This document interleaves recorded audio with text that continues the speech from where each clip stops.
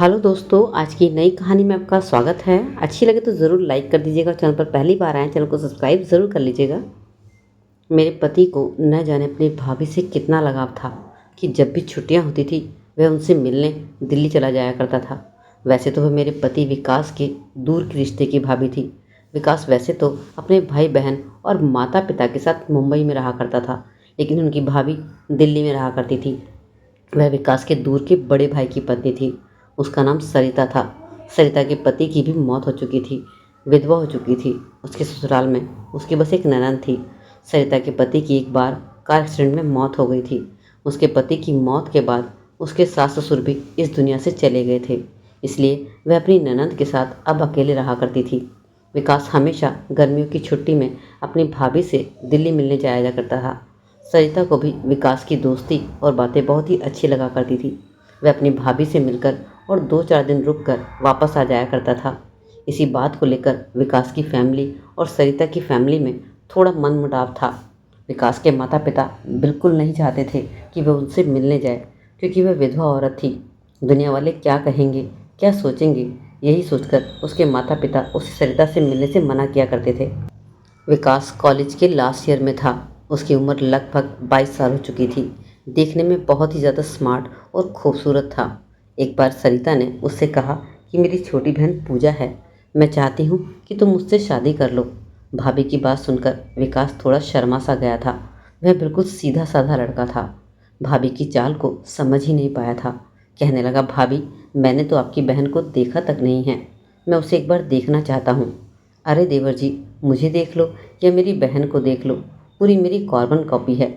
वह विकास से मजाक कर रही थी। फिर बोली, चलो ठीक है, अपनी दिवाली के आसपास मेरी ननंद की शादी है तो तुम एक हफ्ता पहले ही आ जाना। मैं अपनी बहन पूजा को यहाँ अपनी मदद के लिए बुला लूँगी, तब तुम वहाँ पर उसे देख लेना।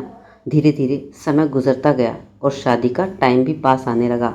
सरिता भाभी ने अपनी बहन को शादी में मदद के लिए बुलाने के लिए कह दिया और साथ ही विकास को भी पहले ही आने को बोल दिया। पूजा अपनी बहन सरिता के घर आ चुकी थी। तभी भाभी ने विकास को फ़ोन किया और कहा, पूजा आ चुकी है, तुम आ जाओ। विकास भी पूजा को देखना चाहता था, बड़ा बेसब्र था, इसलिए तुरंत ही दिल्ली के लिए रवाना हो गया। दिल्ली पहुंचकर भाभी से मिलने के बाद वह तुरंत ही अपनी नज़रें इधर उधर दौड़ाने लगा। तब सरिता भाभी विकास से मजाक करने लगी, अरे अरे बच्चे, इतनी भी क्या जल्दी है, पहले हमसे तो मिल लो, पूजा से भी मिल लेना। विकास ने शर्मा कर नज़र नीची कर ली। सीधा साधा तो वह था ही। पूछने लगा, भाभी कहाँ है पूजा?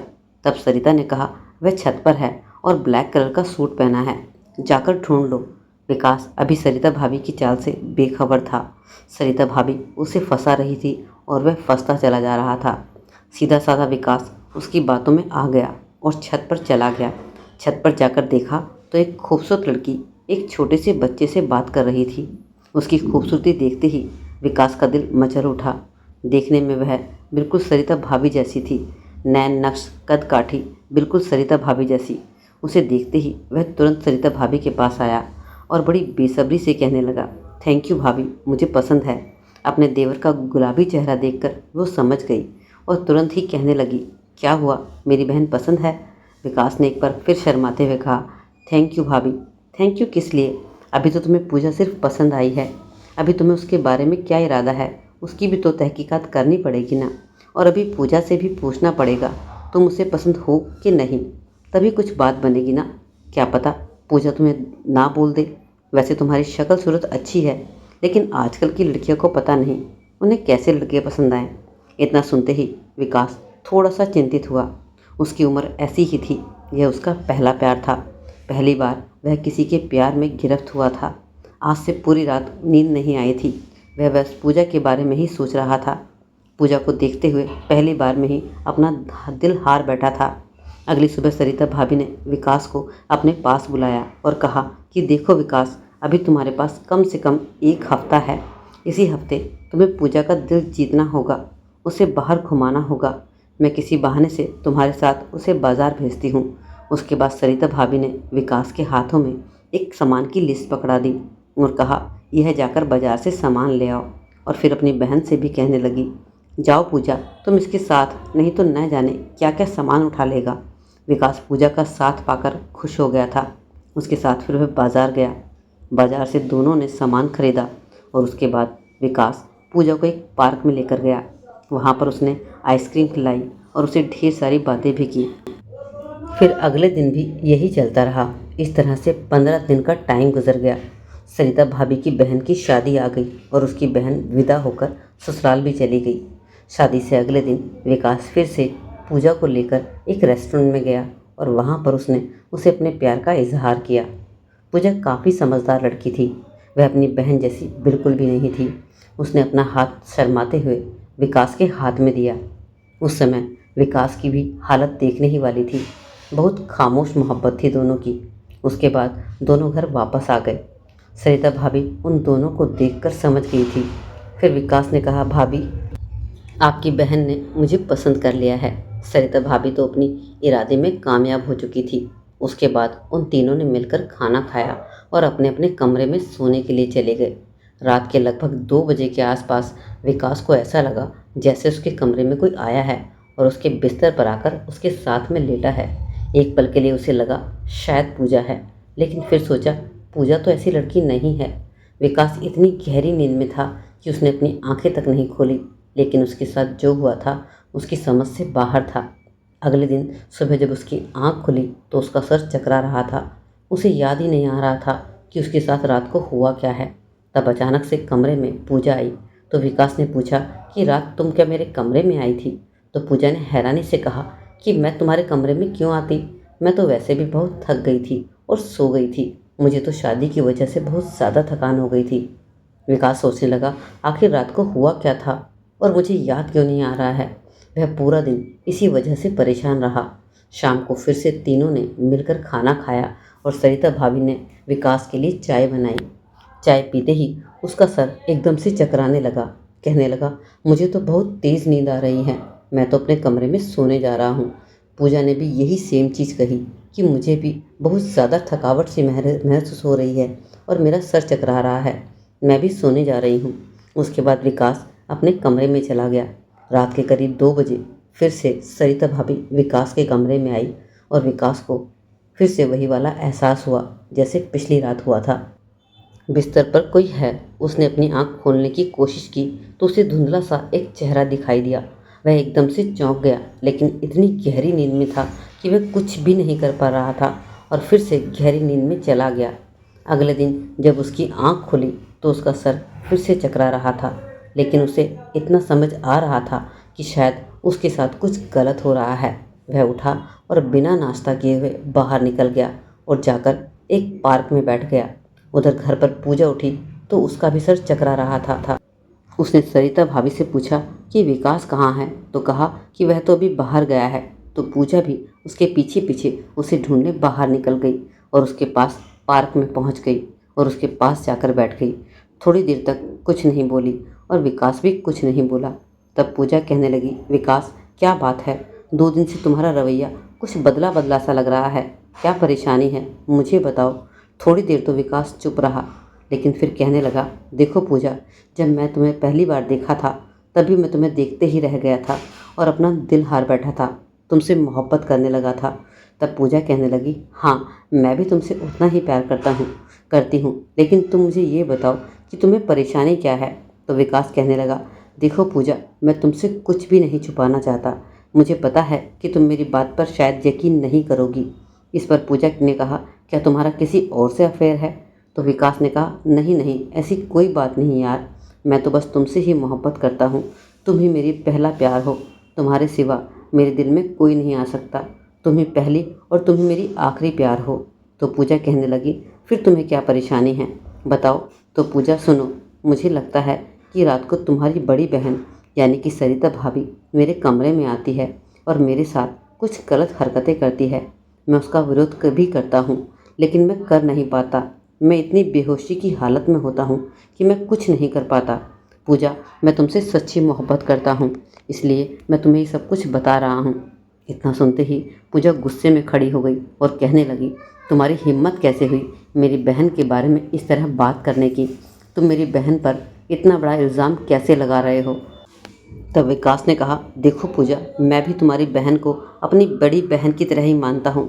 मैंने भी कभी उन्हें भाभी की तरह नहीं समझा, लेकिन वह मेरे साथ गलत हरकतें कर रही हैं। मैं भी इस बात से हैरान हूँ, आखिर ऐसा क्यों कर रही हैं। इस पर गुस्से में पूजा उठकर जाने लगी। विकास ने उसका हाथ पकड़कर कहा कि तुम मेरी बात पर यकीन करो या ना करो, यह बात सच है। अगर तुम सच जानना चाहती हो तो तुम आज रात मेरे कमरे में आकर यह सब देख सकती हो। उसके बाद पूजा अपने घर आ गई और पीछे पीछे विकास भी घर पर आ गया। शाम को फिर से तीनों ने मिलकर खाना खाया और सरिता भाभी ने फिर से चाय बनाई। विकास और पूजा ने अपने हाथ में चाय का कप उठाया।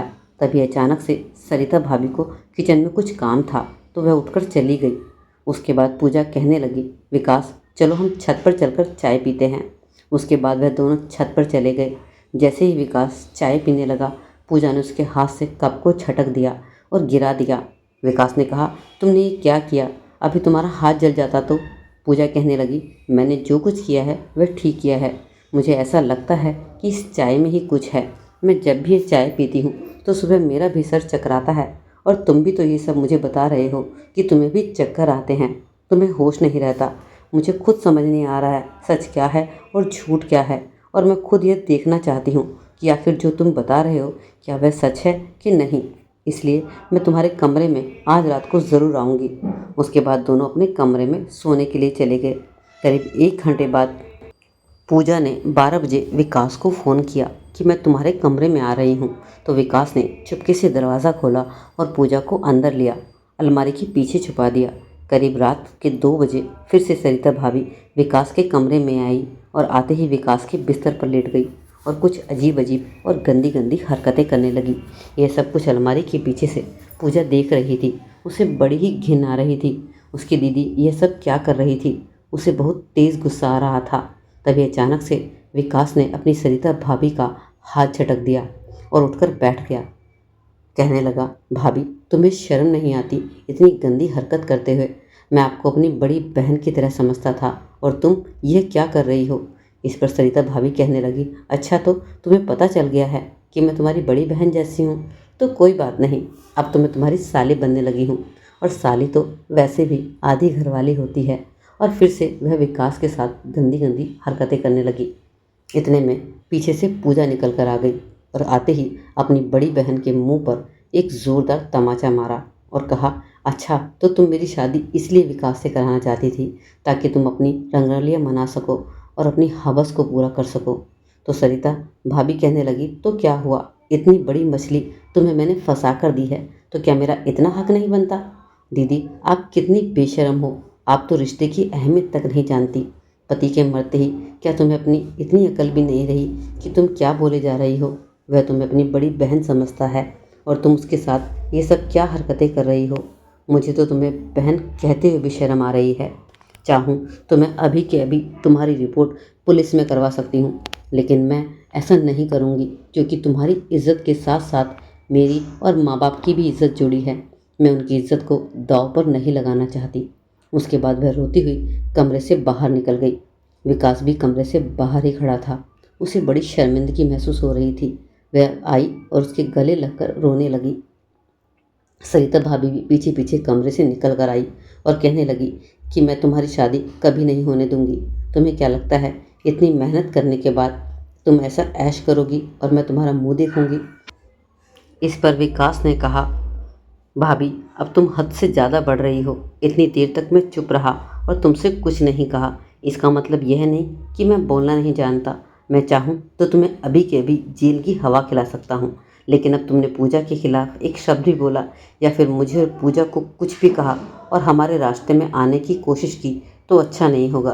फिर मैं सारे रिश्ते नाते भूल जाऊँगा। तुमने सोच भी कैसे लिया कि मैं तुम्हारे साथ, मैं भोला ज़रूर हूँ लेकिन पागल नहीं हूँ। मैं पूजा से मोहब्बत करता हूँ और उसी से ही शादी करूँगा और आज के बाद तुम्हारा मेरा कोई रिश्ता नहीं है। इतना कहकर विकास पूजा को लेकर घर से बाहर निकल गया और दोनों ने कुछ दिन बाद अपने घर वालों की मर्जी से शादी कर ली। दरअसल सरिता भाभी ये चाहती थी कि विकास उसकी बहन पूजा से शादी कर ले और वह इस घर में रहे। उसकी भी ख्वाहिश पूरी होती रहेगी। वह अपनी ख्वाहिशों को पूरा करने के लिए अपनी बहन को मोहरा बना रही थी। कुछ लोगों की सोच कितनी घटिया होती है, रिश्तों को बिल्कुल भूल जाते हैं और अपनी राय और अपने सगे रिश्तों को दागदार करने में बिल्कुल भी नहीं चूकते। तो दोस्तों, इस कहानी से आपकी क्या राय है? आपको क्या सीख मिली? ज़रूर अपनी राय कमेंट सेक्शन में ज़रूर लिखिएगा। और आपको कहानी थोड़ी सी भी अच्छी लगी है या आपके पास भी ऐसी कोई कहानी है तो आप ज़रूर शेयर कीजिएगा। इसलिए कहानी को लाइक कर दीजिए और चैनल को सब्सक्राइब ज़रूर कर दीजिए।